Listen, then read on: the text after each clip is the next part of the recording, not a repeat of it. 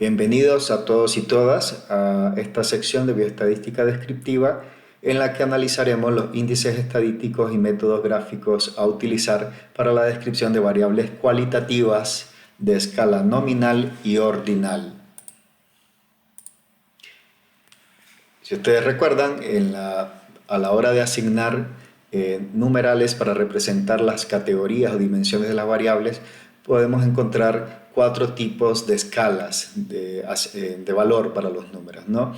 Pueden ser cualitativas y cuantitativas, y en el caso de las cualitativas tenemos las nominales y las ordinales. Las nominales, aquellas cuyas representaciones numéricas para las categorías de valor que puede adquirir una variable, pues no implican un orden determinado, mientras que en las ordinales la numeración normalmente representa criterios de orden, de magnitud y de sentido, ¿no? Para los valores que representan dentro de la variable que se está representando de esta manera. Entonces veremos que las tablas de frecuencia es el recurso que nos permitirá, digamos, sintetizar y analizar y describir el comportamiento de la distribución de valores para cada una de las características y atributos medidos para este tipo de variables, tanto nominales y ordinales. Nada más que hay que integrar algunas recomendaciones para la elaboración de estas tablas de frecuencia. Entre ellas, para las variables ordinales, tenemos que tener el cuidado que siempre al asignar un valor numérico para representar las categorías o las dimensiones de valor que puede adoptar esa variable, que la asignación numérica también respete el sentido de las mismas, de los valores representados dentro de la misma variable. Es decir, si estamos analizando, por ejemplo, nivel educacional y tenemos que el nivel más bajo o la categoría de valor más bajo dentro de esta variable es el nivel educacional básico, seguido por el medio universitario y posgrado, la asignación y representación numérica, la escala en este sentido asignada, debe de tener el mismo sentido. En este caso, la asignación numérica más baja, en este caso 1, se debe de corresponder al nivel educacional más bajo, en este caso básica, y el valor más alto dentro de esta escala, que sería para la variable, el valor sería posgrado, pues utilizaríamos un valor numérico más alto, en este caso 4, o sea, se respeta el mismo sentido.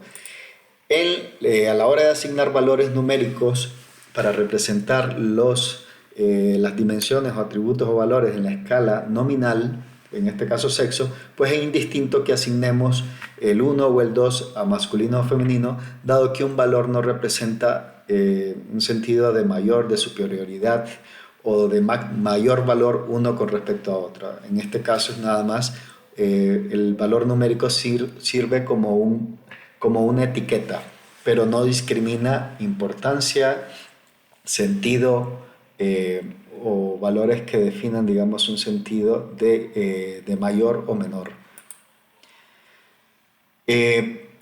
Las tablas de distribución de frecuencia nos permiten entonces agrupar para los valores dentro de la variable las observaciones totales que corresponden a una dimensión u otra dentro de las variables, así como calcular el total, digamos, de las observaciones, ¿no? Y distribuir ese total entre los criterios o entre los atributos identificados dentro de la variable, representados también numéricamente. Además de las observaciones numéricas, podemos calcular también las frecuencias relativas, ya sea de manera decimal o de manera porcentual. Para los datos cualitativos ordinales, de igual manera, habría que agrupar las categorías de valor para la variable de menor a mayor. También podemos calcular las frecuencias absolutas y frecuencias relativas y las frecuencias porcentuales. Vean que en el caso de variables con escala cuantitativa, en este caso discreta, por ejemplo, número de hijos o número de personas, cuando la cantidad de observaciones o la cantidad de valores dentro de las variables es bastante reducido, unas 3 o 4 o 5 máximo, vean que dado que tenemos una cantidad reducida de opciones de valores posibles dentro de esta variable, podemos optar también por utilizar tablas de distribución de frecuencias como una forma, digamos, de analizarla. Que tendríamos entonces para cada uno de los valores posibles, la cantidad de observaciones para cada uno de los criterios, las observaciones totales y también el cálculo de frecuencias absolutas y las frecuencias relativas y frecuencias porcentuales. En este caso, lo que estamos haciendo es optar por analizar cada una de las opciones de valor de esta variable como si fuera una variable de escala cualitativa ordinal. ¿Ven? Siempre tendríamos que ordenarlas de menor a mayor. En el caso de variables cuantitativas de escala continua, también podemos hacer uso de tablas de distribución de frecuencia como un método también de análisis de distribución de casos para los grupos de valores ordenados en rangos de recorridos, digamos, en este caso de pesos, ¿no? Donde siempre la estrategia será ordenar los rangos de menor a mayor, de igual manera como lo hacíamos o habíamos orientado que sea para las variables que estemos analizando como si fueran cualitativas ordinales. Una vez generados los rangos, los ordenamos de menor a mayor y procedemos a analizar la distribución de valores absolutos y frecuencias relativas para cada uno de los rangos. Hay diferentes estrategias normalmente para generar estos intervalos de clase o los rangos como tal. Ustedes pueden buscar ahí metodologías para la generación de rango, aunque yo les recomendaría siempre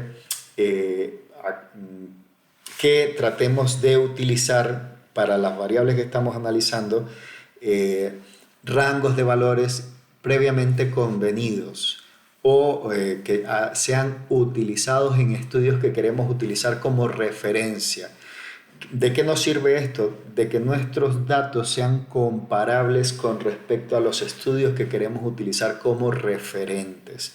Entonces, eso, digamos, puede ser una muy buena recomendación para la generación de tablas de distribución de frecuencia y a través de la generación de rangos de valores para variables cuantitativas, continuas o discretas.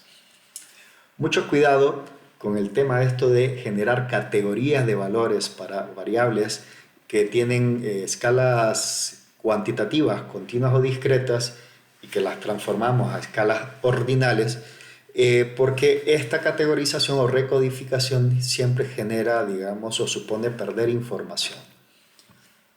De inicio, siempre recomendaríamos recoger el valor de las variables con la mayor cantidad de precisión posible a través de los instrumentos de recolección de información. Es decir, si recogemos valores para la variable edad, recogerlo con la mayor precisión posible, ya sea si vamos a utilizar la edad en meses o en número de días transcurridos desde el nacimiento hasta la fecha de recolección de información. Entonces, probablemente interesen algunas estrategias que nos permitan este nivel de precisión. Lo que sí de inicio no recojamos la información a través de categorías o rangos de edades, porque eso puede significar algunos problemas posteriormente a la hora de intentar generar análisis bivariados. Veamos algunos problemas frecuentes o de errores de categorización a priori que podemos encontrar en algunos instrumentos. En este caso, les propongo acá el ejemplo de un instrumento que en algún momento tuve en la mano, donde se trabajaba con el tema de los expedientes electrónicos hospitalarios. Había un reactivo que hablaba o que solicitaba información acerca del porcentaje de personal de salud que tiene acceso a equipos de cómputos personales con la capacidad suficiente para utilizar las aplicaciones tecnológicas requeridas para el análisis del expediente electrónico, ¿no? Vean ustedes que de inicio no se recogió el porcentaje exacto de personal dentro de la unidad hospitalaria que tenía o no tenía, digamos, acceso a unidad de cómputo, sino que desde el inicio ya se generaron rangos de valores porcentuales predefinidos por el investigador. ¿Qué problema genera esto? Imagínense que el 100% de los hospitales respondió 3. El 100% de los hospitales haya respondido 3. Lo que genera, digamos, es este tipo de escala de medición desde el inicio, es que si todos respondieron en la misma categoría, es prácticamente imposible, si se recogió la información de esta manera desde el inicio, discriminar dentro de esta categoría quienes tenían valores más cercanos al 50 y quienes tenían valores más cercanos al 54, con la finalidad de priorizar a la hora de hacer, digamos, una intervención y tratando de priorizar y dotar de equipos de cómputos a aquellos quienes tenían un porcentaje más bajo. Si desde un inicio generamos y recolectamos la información con estas escalas, luego es muy difícil o prácticamente imposible discriminar quiénes dentro de estas categorías tienen valores más bajos y valores más altos. Y muchas veces eso puede ser muy interesante. Por tanto, de inicio yo hubiera recomendado recoger el valor porcentual absoluto y específico calculado para cada hospital. Y luego en un segundo momento, si interesara hacer esta codificación de rangos de valores si es que tuviera alguna utilidad como tal. En este caso, en la segunda pregunta, por ejemplo, se propone recoger en una escala de variable tipo Likert las impresiones del entrevistado respecto a la suficiencia considerada respecto a que si el presupuesto asignado al hospital en 2011 son suficientes o no para cubrir algunas necesidades relacionadas a operar las aplicaciones tecnológicas, actualizar o modernizar las aplicaciones, integrar nuevas aplicaciones tecnológicas y demás. Pregunto, ¿qué hubiera sido más exacto? ¿Recoger la impresión de si acerca de que este presupuesto es suficiente o no? ¿O mejor hubiéramos recogido la información acerca de la cantidad de presupuesto asignado y en otra variable también la cantidad de tecnologías disponibles o de aplicaciones tecnológicas disponibles y accesibles, ¿no?, para desarrollar determinadas trabajos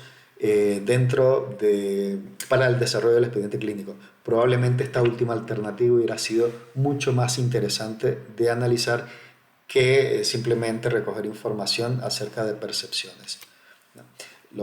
Con lo cual no quiero decir que las percepciones sean, digamos, no sea necesario tampoco rastrearlas, pero muchas veces sería interesante también tener recolectado información más específica acerca del comportamiento de estas variables que estamos analizando. Luego está el tema de las representaciones gráficas, y esto, digamos, es básicamente un esquema que nos puede ayudar a tomar algunas decisiones sobre cómo representar gráficamente algunas de estas variables. Lo que propone aquí es que las variables cualitativas en general tienden a representarse mucho mejor a través del uso de gráficos de barras. Y en algunas ocasiones es recomendado el gráfico circular, pero vamos a analizar, digamos, en qué circunstancias. Yo preferiría indicarles que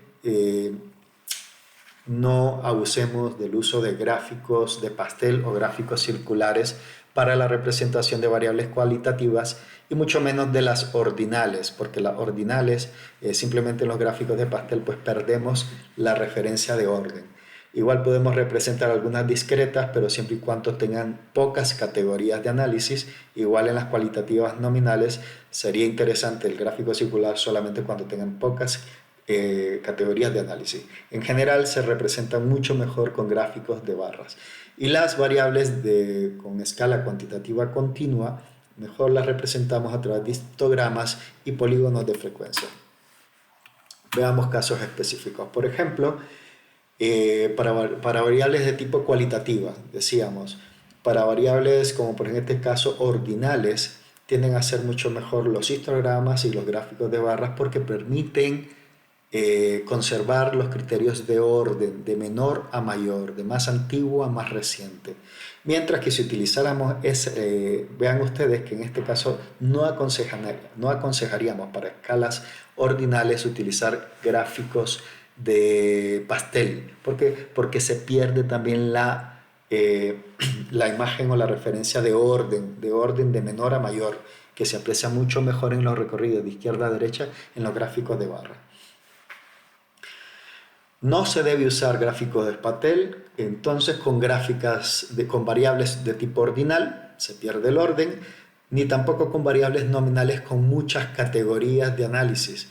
Por ejemplo, es muy frecuente utilizarlos en eh, algunas revistas o algunas publicaciones para analizar, por ejemplo, derecho a audiencia, y vean ustedes los problemas que se generan para aquellos criterios de derecho a audiencia que tienen muy pocos datos en su interior. Prácticamente es muy difícil de discriminar eh, esos, eh, esos criterios o esos atributos o esos tipos de derecho a audiencia con respecto a aquellos que tienen mayor cantidad de valores. Entonces, cuando se tengan muchas categorías, preferentemente no utilizar gráfico de pastel. Gráfico circular, preferentemente cuando haya muy pocas características o atributos a representar respecto a alguna variable, y cuando tengamos variables con números que tienen una escala cuantitativa, ya sea discreta u ordinal, pues preferir el tema de gráficos de barras. Los histogramas pueden ser muy útiles cuando tenemos, por ejemplo, hemos recodificado variables cuantitativas, continuas o discretas a rangos de valores.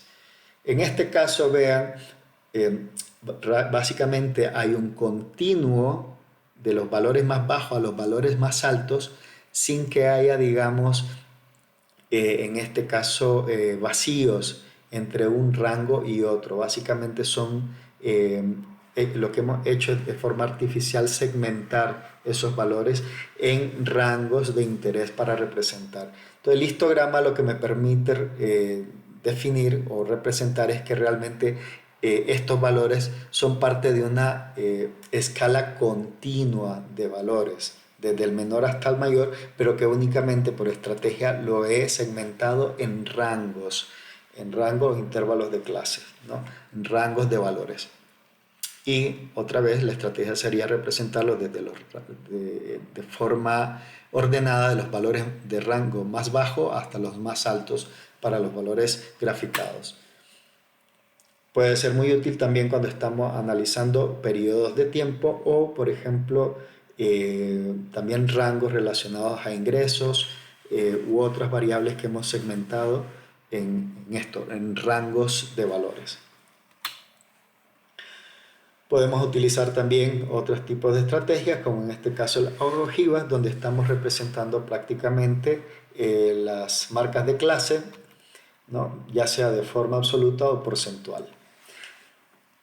Y de igual manera, vean ustedes que desde el plan de análisis podemos, y es muchas veces muy sano, establecer para cada una de las variables que estamos analizando la estrategia a utilizar de estimación de estadísticos descriptivos y de formas de representación gráfica a utilizar. Sin la necesidad, perdón, de haber recogido un solo dato, nosotros podemos plantear desde un inicio qué tipo de tratamiento le vamos a dar a cada uno de las variables en función de las escalas eh, de representación numérica que estamos utilizando en las mismas, si es de tipo discreta, continua, nominal u ordinal. En función de eso, entonces lo que hemos visto es podemos preestablecer una estrategia de análisis descriptivo de estas variables especificando las medidas de tendencia central y de dispersión a analizar o a estimar, e incluso las estrategias gráficas de representación a utilizar. De tal manera que una vez que recojamos los datos, el mismo plan de análisis ya nos oriente acerca de cuál es el procedimiento de análisis a seguir en la fase descriptiva.